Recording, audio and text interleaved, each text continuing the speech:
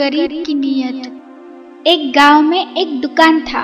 एक दिन उस दुकान पर एक छोटा सा लड़का आता है और उस दुकान की कुछ बोतलें चुराकर भागने की कोशिश करता है, लेकिन दुकान मालिक उसे चोरी करते हुए झट से पकड़ लेता है और उस लड़के को गुस्से से मारता है और लड़के के हाथ से सारी बोतलें छीन लेता है और कहता है, चोर कहीं का चोरी करता है, इसके पैसे कौन देगा?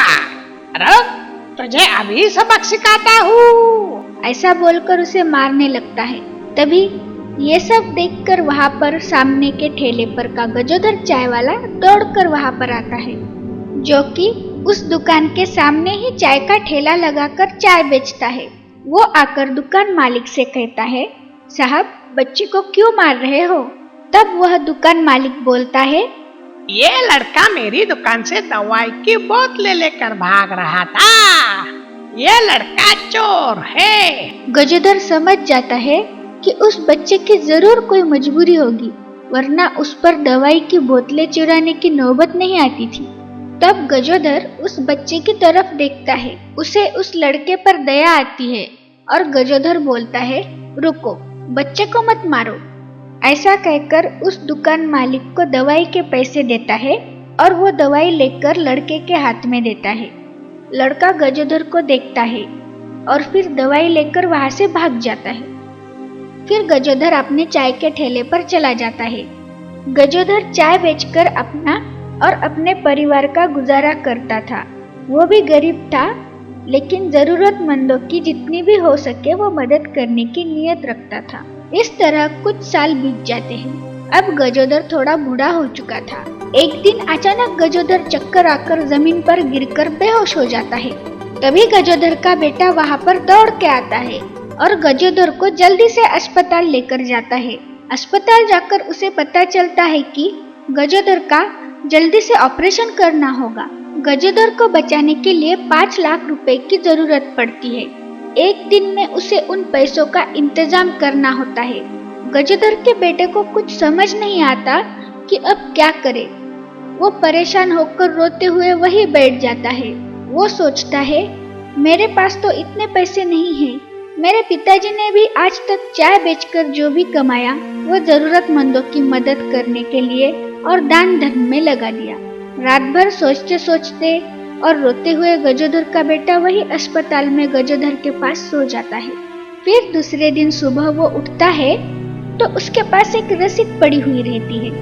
वो रसीद खोलकर देखता है तो आश्चर्य से दंग हो जाता है। उसमें लिखा होता है कि गजोधर के ऑपरेशन के सारे पैसे भर दिए गए हैं।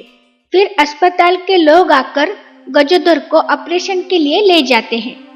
गजोधर के बेटे को समझ नहीं आता, आखिर इतने पैसों का इंतजाम कहाँ से हुआ? हमारे पास तो कुछ भी पैसे नहीं थे। इतने पैसे किसने दिए होंगे? फिर वो अस्पताल में पता लगाता है तो उसे पता लगता है कि गजोधर के ऑपरेशन के पैसे एक बड़े डॉक्टर ने दिए हैं। फिर गजोधर का ऑपरेशन हो जाता है और गजोधर ठीक हो जाता है। तब गजोधर का बेटा उसे आकर बताता है कि बापू, आपके इलाज के लिए बहुत सारे पैसों की जरूरत थी। हमारे पास तो पैसे नहीं थे, तो एक बड़े डॉक्टर ने आपके ऑपरेशन के लिए पैसे दिए हैं। तब गजोधर बोलता है, मुझे उस डॉक्टर को शुक्रिया कहना है। तभी वहाँ वो डॉक्टर गजोधर से मिलने आते हैं। तो गजोधर बोलता है, डॉक्टर साहब, आपने मेरी जान बचाई है। मैं आपका एहसान जिंदगी भर नहीं भूलूंगा। तब डॉक्टर बोलते हैं, शुक्रिया तो मैं आपका करना चाहता हूँ। गजोधर आश्चर्य से बोलता है, डॉक्टर साहब, मैं कुछ समझा नहीं। गजोधर जी, शायद आपने मुझे पहचाना नहीं। मैं वही छोटा लड़का हूँ जिसने कई साल पहले दवाई चोरी की थी और आपने उस दवाई के पैसे दिए थे। उस दिन वो दवाई मेरे माँ के लिए थी, जिसके लिए मेरे पास पैसे नहीं थे और मेरी माँ को उस दवाई की जरूरत थी। आपने सही समय पर मुझे वो दवाई लेकर दी और मैं अपनी माँ को बचा सका। इसलिए मैं आपका दिल से शुक्रिया करना चाहता हूँ। और हाँ, आपकी जान की कीमत पैसे नहीं, बल्कि आपकी अच्छी नीयत और अच्छे कर्मों का ही फल आपको आज जान की कीमत के रूप में मिला।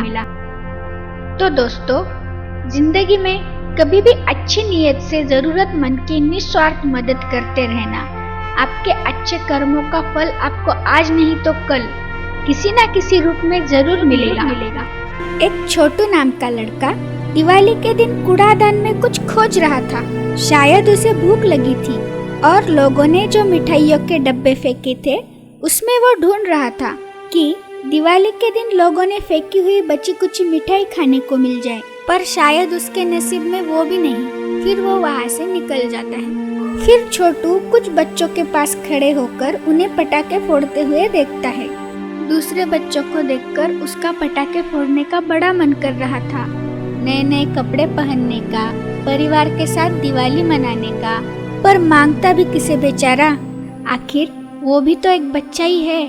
छोटू ने जो फटे पुराने कपड़े पहने थे उसे ऐसी हालत में देखकर दूसरे लोग उसे अपने पास भी खड़े नहीं कर रहे थे। फिर छोटू वहाँ से मायूस होकर निकल गया और दिवाली के दूसरे दिन छोटू लोगों के घरों के सामने जो पटाखे फोड़े थे उसमें से खुद के लिए पटाखे ढूंढ रहा था।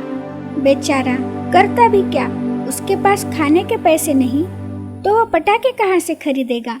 फिर छोटू सामने जाकर एक कपड़ों की दुकान के पास रुक गया और उस दुकान के बाहर जो पुतला रखा था उसे गौर से देख रहा था और फिर अपने फटे पुराने कपड़े देख रहा था। पुतले को जो नए नए कपड़े पहनाए थे, छोटू के आंखों में उन कपड़ों के प्रति आकर्षण था।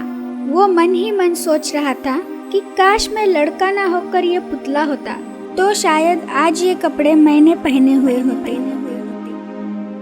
अजीब दस्तूर है ना इस दुनिया का, जिस चीज में जान नहीं उसे तो खूब नए नए कपड़े पहनाए हैं, लेकिन जिसमें जान है उसके नसीब में कपड़े कहाँ। छोटू को भी तो दिवाली मनाने का अधिकार है, उसमें भी एक मासूम बच्चे का दिल है जिसे ऊपर वाले ने बनाया है। हमारे बच्चे जो जिंदगी जीते हैं वो उसके लिए एक सपना है। ऊपर वाला इन बच्चों की मदद करने हर वक्त नहीं पहुंच सकता, इसलिए उसने एक चीज बनाई है और उसका नाम है इंसान, जो इंसानियत को जिंदा रख सके। क्यों ना इस दिवाली छोटू और ऐसे कई गरीब बच्चों को दिवाली मनाने का मौका दिया जाए। तो आइए दोस्तों, आप इन गरीब बच्चों की आपसे जितनी हो सके उतनी मदद कर दे। आपकी थोड़ी सी मदद से इन बच्चों के चेहरे पर जो मुस्कान आएगी वो इन दियों से कहीं ज्यादा रोशनी करेगी। दोस्तों, अगर आपको हमारा वीडियो पसंद आए तो प्लीज प्लीज प्लीज इसे लाइक करें, शेयर करें और हमें कमेंट करके बताएं, ताकि हमें भी पता चलेगा हम जो सोचते हैं क्या आप उससे सहमत हैं। अगर हाँ तो हम लाएंगे आपके लिए ऐसी ही दिल छू लेने वाली कहानियाँ। अगर आप ऐसे ही वीडियो देखना चाहते हैं तो प्लीज हमारे चैनल को सब्सक्राइब कीजिए।